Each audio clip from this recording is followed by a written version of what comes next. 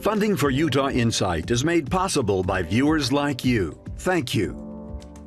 Coming up on Utah Insight, facing a silent epidemic, sexual assault. I really feel like if we had some laws to hold people accountable for sexual assault, I feel like those numbers would still be high, but maybe people would think twice about sexually assaulting someone. We are shedding light on a pervasive issue often shrouded in silence. Rape is above the national average in Utah, and that's people that report rape. There are a lot of individuals who don't report rape because they don't feel like they'll be believed. Join us as we delve into the challenges and initiatives aimed to supporting survivors, holding perpetrators accountable, and reshaping the conversation around consent and safety in the state.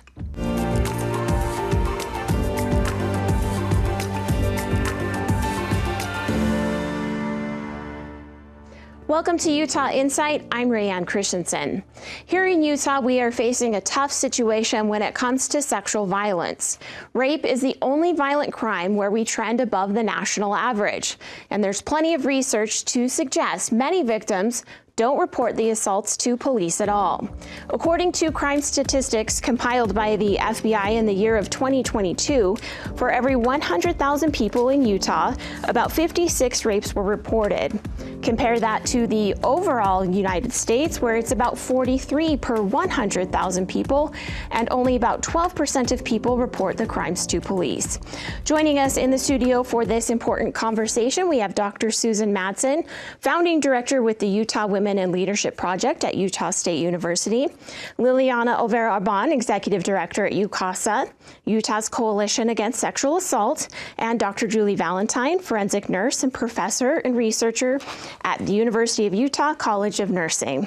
Thanks so much for being here, and I want to start with that statistic that we have the higher rate of rape than the national average.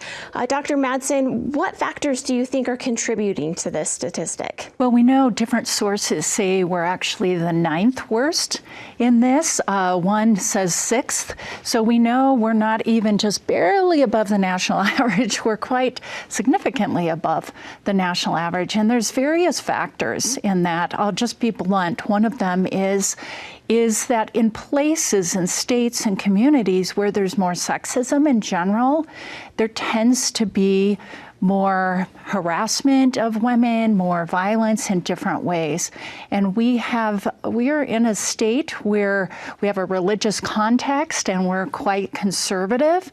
And when you have a power difference really between men and women, and there's a lot we can talk about there, you tend to see some of these trends. Okay, and Liliana, I've heard you mention, I was watching some videos, the philosophy of the last girl, the one that's valued the least, who suffers the most. Can you talk about that and how the challenges you face here in Utah? Absolutely. At UCASA, we always think about who is that person or that girl who is forgotten about, who doesn't have access, whether it could be a language barrier, whether it could be an economic reason, right, why they don't have access to the services that so many of the programs here in Utah offer. So everything is really developed around that idea of how do we reach out to that last girl. And we really believe and embody that as an organization, and do a lot of work in engaging programs across the state to say, how are we reaching to that most vulnerable person in our community? And that changes in every community. And that's the piece that really looks at the holistic response to what that need of that survivor or victim is. When we do that, we really see that person as a whole. That every survivor has a different healing journey, and that is our message to survivors, that we are here for you. Okay, and speaking of vulnerable, we do know that research shows that young women are the most vulnerable to sexual assault. Dr. Valentine, what factors do you think are contributing to this, and what preventive measures could be taken? So there's a lot to look at when we think of preventive measures. We do know that young women between the ages of 17 and about 26 are more vulnerable, but there's other factors that make someone more vulnerable. Not having a home. We know homelessness is a huge vulnerability for sexual assault. We've done research on mental illness is a vulnerability for sexual assault. It's working together with policy and legislation to protect those more vulnerable, which is all of us. And I want to thank you for bringing this topic to the attention. This is something that every Utahn should be concerned about. It affects all of us. Utah's alarmingly low rate of reported sexual assaults has raised concerns among law enforcement and victim advocates. But even when cases are reported, prosecutors face significant challenges in bringing these crimes to trial, often due to limited resources and the difficulties of proving non-consent in court. So why are so few reported? According to UMass Lowell National Research University, survivors fear retaliation, believe police would or could not do anything to help, believed it was a personal matter, believed it was not important enough to report, did not want to get the perpetrator in trouble. So, given one of the big reasons that survivors are not reporting, Dr. Madsen, what can be done? I know this is a really broad question, but what could be done to encourage survivors to come forward?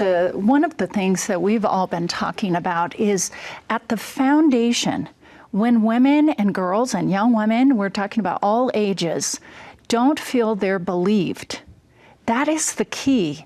I mean, you're not going to report, you're not sometimes even going to tell someone around you.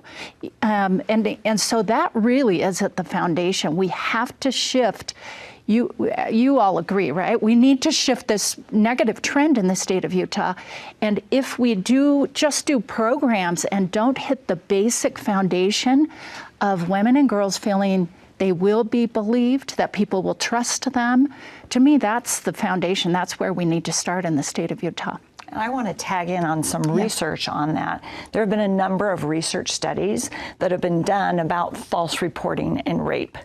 They show that it's about 2 to 8% of false reports and rape, so it does happen, but that is the same percentage as false reporting in other crimes. And the idea that there's a lot of false reporting of rape is the #1 rape myth, and we need to dispel that and encourage survivors, victims to come forward to report. Otherwise, we won't be able to make a dent in decreasing sexual violence in our state. We need to believe them. And when you look at more sexism and things that are happening in Utah and beyond, it's interesting, even when I talk to people, how you can see in their eyes or whatever, like, is that really true? Is that really true? That's our natural reaction, when in reality, our reaction should be caring. Absolutely. Absolutely. Liliana, do you think law enforcement organizations need to change to have better outcomes? I think there's been a lot of movement around training and educating about trauma and trauma response for law enforcement. I think we've come a long way in that. Can we do better? We can always do better. We can always ensure that, again, we're meeting the survivor where they're at. And one thing, as we're talking about this issue, I think it's also really important to name that not every survivor is going to want to report for many of the reasons that you talked about. And so that work around meeting them where they're at is saying, what do you want to do? What can I do to help you in that journey of healing? And for some, it may be reporting to law enforcement. Some, it may be getting some therapy, getting some support, and that's their healing journey. And so as we look at, as a community, we have to ensure that we're providing all of these different avenues of support and healing for a survivor. And I want to be clear that when somebody reports a sexual assault or rape, there are certainly criminal justice implications, but I believe the more important implications are the health implications, mental health and physical health, that rape and sexual violence have significant health consequences. So we want people to report so we can meet their health care needs and their recovery and healing needs, aside from any criminal justice. Yes. So why are so few prosecuted? UMass Lowell says lack of cooperation from victims, fear and trauma of reliving the event. Victims may feel disrespected by police or prosecutors, or the lack of resources to attend repeated interviews, needing time off work or childcare. Lack of resources for police and prosecutors. Police and prosecutors often decline cases based on judgments about the victim's credibility. Police and prosecutors are reluctant to pursue he said, she said cases or consent defense cases without third-party witnesses, physical injury, or evidence of a weapon. Liliana, how can we better support victims with issues like fear and trauma and the need for resources? One of the really amazing steps forward that Utah has done is they've supported a statewide sexual assault helpline. And for many, that may be the first time that they're reaching out for some sort of help. And so I would encourage survivors, if you don't know yet what you need to do or where to go, call the helpline, get that help, connect with a victim advocate. And the other amazing part is now we have 13 rape crisis centers across the state of Utah that are providing care. If you are close, you go to that. It shouldn't take more than an hour or less to get to those resources. Talk to a confidential advocate. Find out what services are available and what avenues you're ready to take.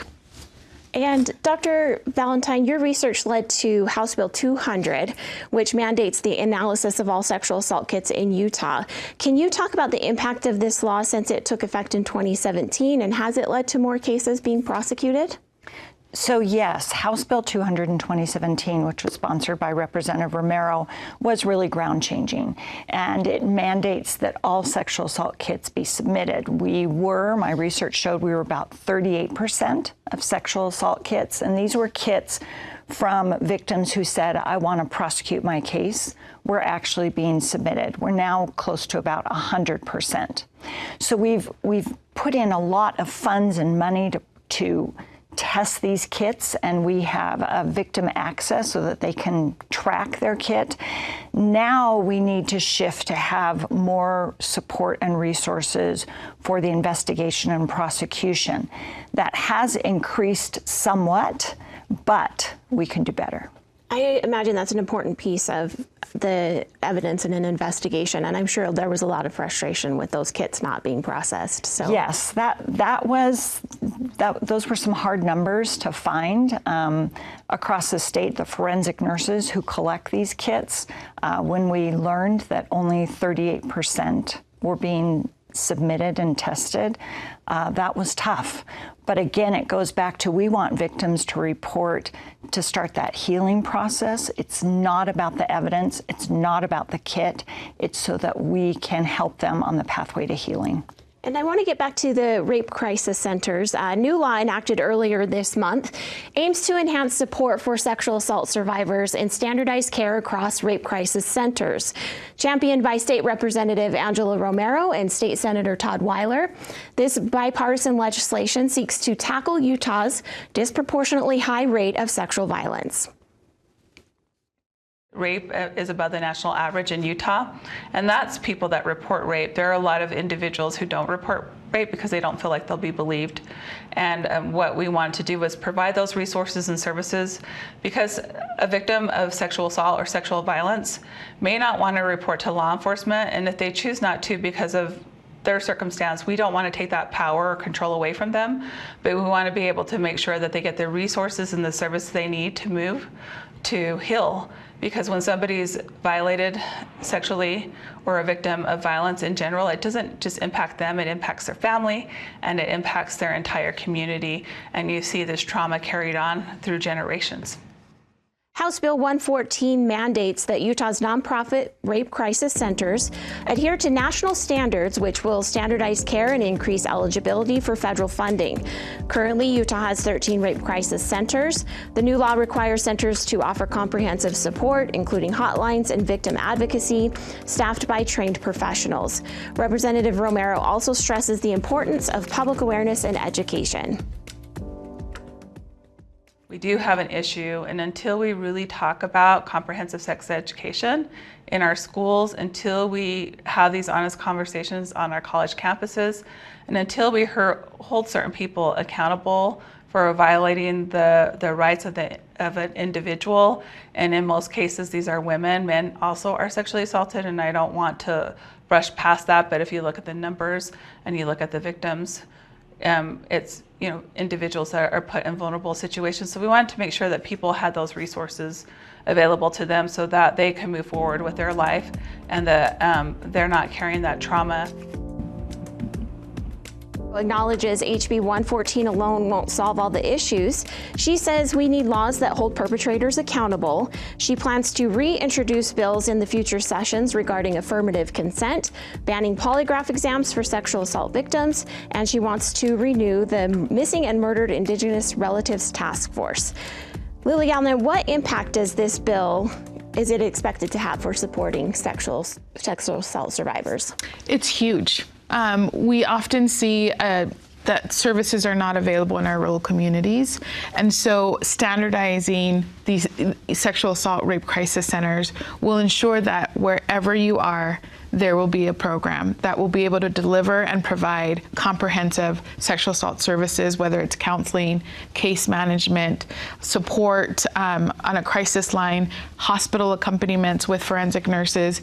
That has been really a movement that has been going on for the past couple of years to strengthen the accessibility, again, to survivors, really thinking about that last girl, right, that last person in our communities.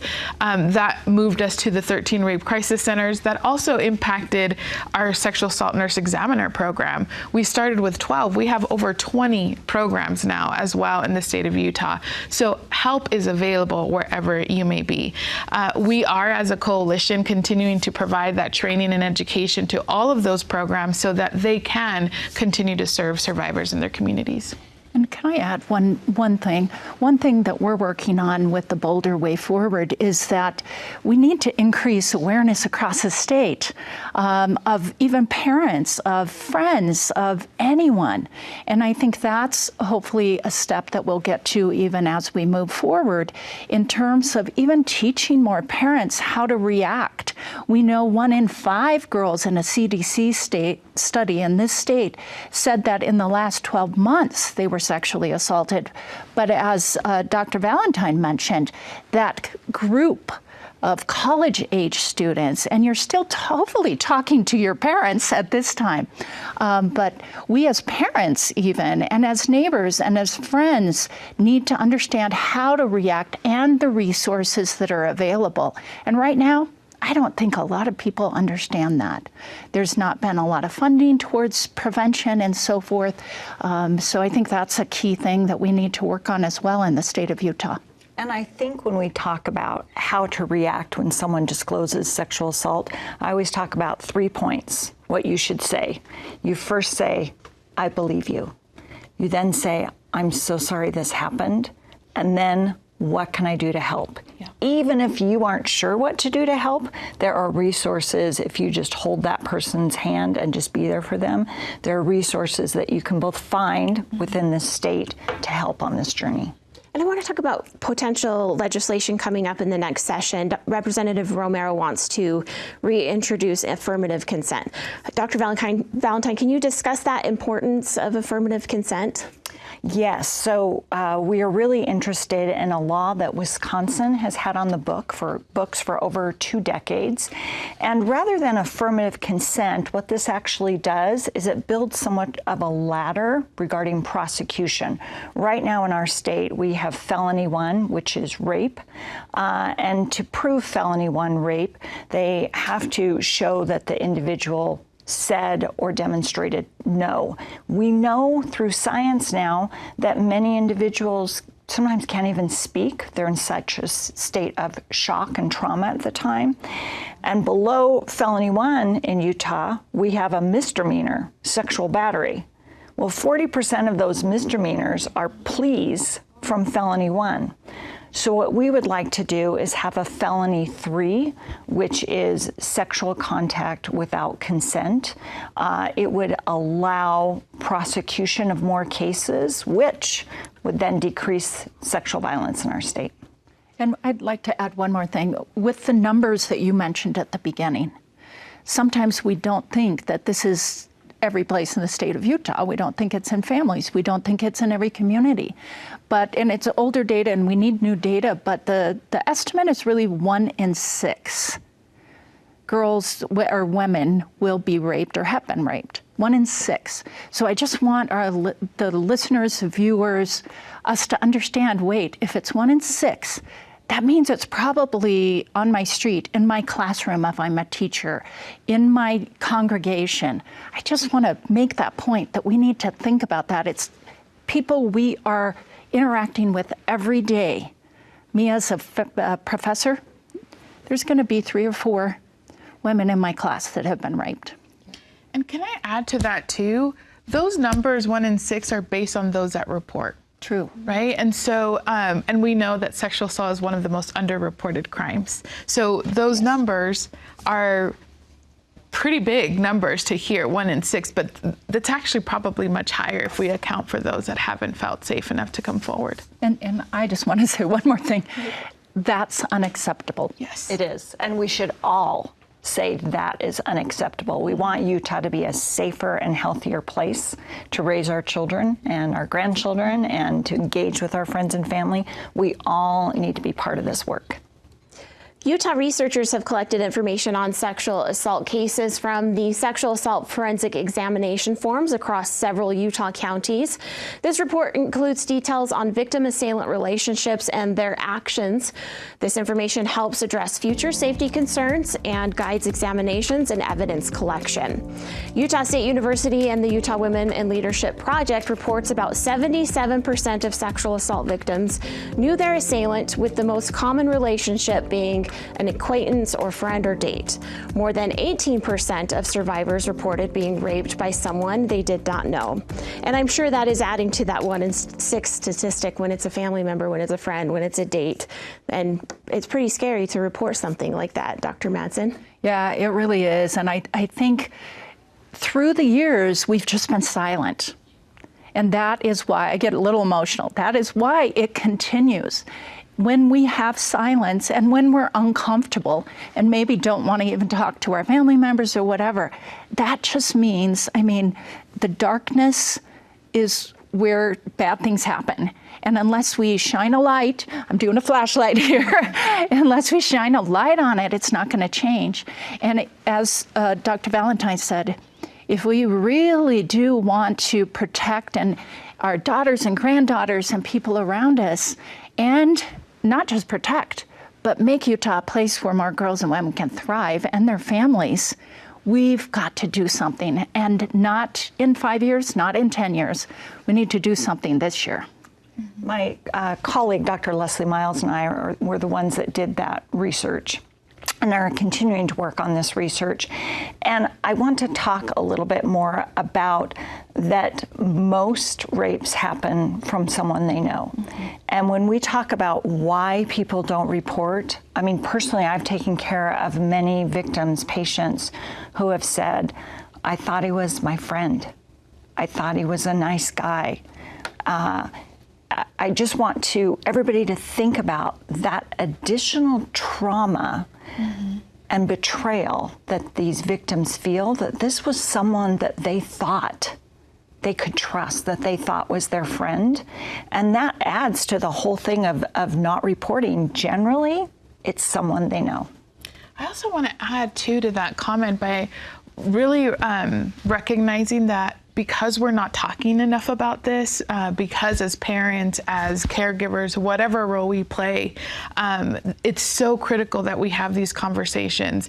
In my work of responding to hospitals with victims and working with survivors on crisis lines, it is very normal, and often we would hear, I didn't know that what happened to me was sexual assault, right? This idea that I didn't know that I could say no to my partner or to my spouse, but I didn't want to do that, right? Like, all of those discussions really show us that we're not talking about it enough in our homes. Mm-hmm. And we really want to encourage folks to get those resources, reach out to the 13 Rape Crisis Centers, find out how you can get those tools to start having those conversations at home, because it starts at home, right? Yeah. It does start at home.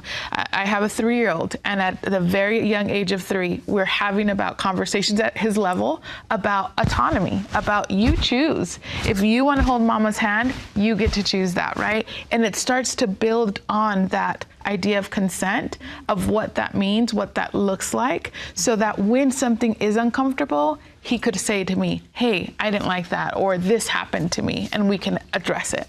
If we're not talking about healthy relationships and healthy sexual relationships, then people aren't going to disclose unhealthy relationships or sexual assault. And that's a change for Utah to start talking about that. It is, but what we know is it's not happening. And so ideally it would happen in the home with parents, and we hope that happens often. But what we know is that in many, I don't know what the percentage is, that is just not happening. Yeah. We are out of time. That went so quickly. So I appreciate you guys having this conversation. I know it's not an easy one, but it's definitely one that is needed. If you have been a victim of sexual violence, you can reach out to Utah's 24-hour sexual violence helpline at 1-888-421-1100. Additionally, the National Sexual Assault Hotline is available at 1-800-656-4673, offering free and confidential support. Next time on Utah Insight, water storage at Lake Powell and Lake Mead is managed under guidelines expiring in 2026. Utahns in the Colorado River Basin are preparing to renegotiate terms, considering population growth and rising water demands. And we want to hear from you on this topic. What considerations do you think should be top of mind as our water rights are renegotiated? You can share your thoughts through social media, email, or give us a call. Thanks so much for watching Utah Insight, and we will see you back here next week.